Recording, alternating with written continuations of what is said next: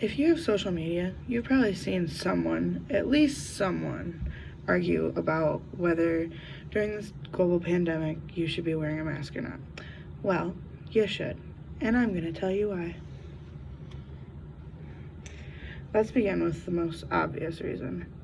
Data. There was a recent study done that compared the growth rate of COVID-19 before the mask mandates in 15 states and after.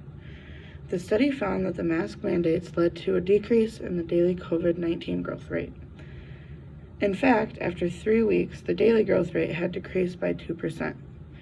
But to get the results, or these results are higher, we need to make sure that we're using them correctly. 5 tips on using masks correctly would be to wash your hands before and after you touch your mask every time.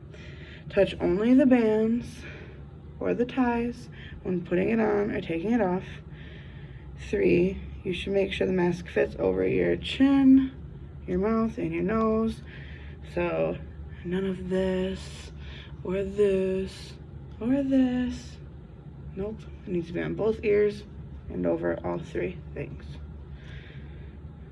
4, you're going to want to make sure that you can breathe and talk easily in the mask you're using.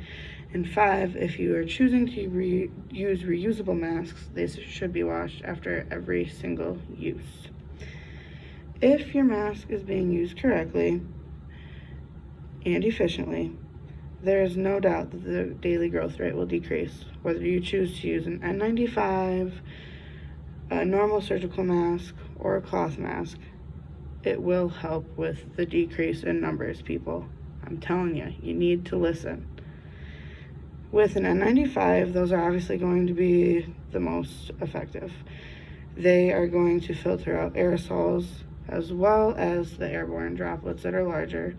Aerosols are going to be the smaller, teeny tiny ones that, a mask like this or a cloth mask that you have made are probably not going to be as effective cycling those out. These are going to be the second most effective, just the normal throwaway surgical masks. They don't filter out those small aerosols, but they are going to filter out the bigger airborne droplets. And then with your last option, cloth masks, is going to vary on how it is made, how thick it is, what kind of material it's used by, how it ties on your head.